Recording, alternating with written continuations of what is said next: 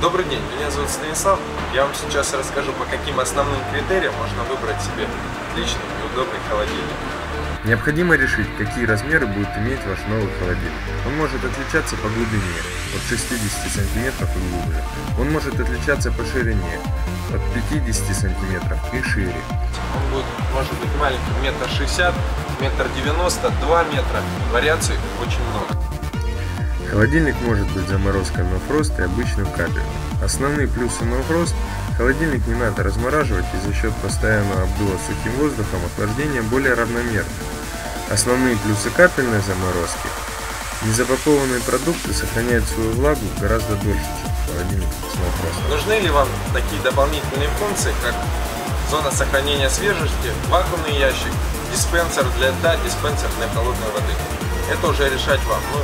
По существу могу сказать, что зона сохранения свежести действительно полезный ящик.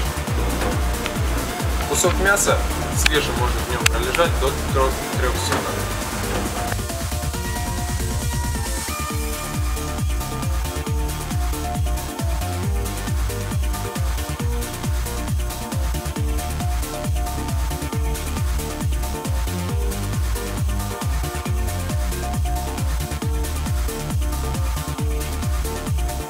Комплектация холодильников тоже может отличаться.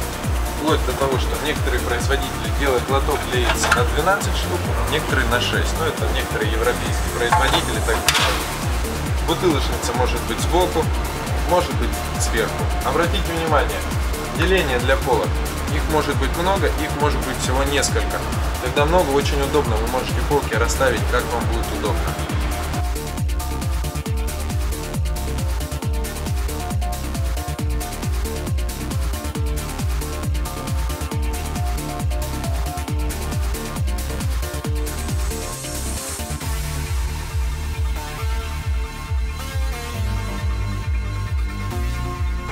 Обратите внимание на уплотнительную резину. Мелочь, но тоже имеет отличие. В некоторых холодильниках она высовывается довольно-таки легко.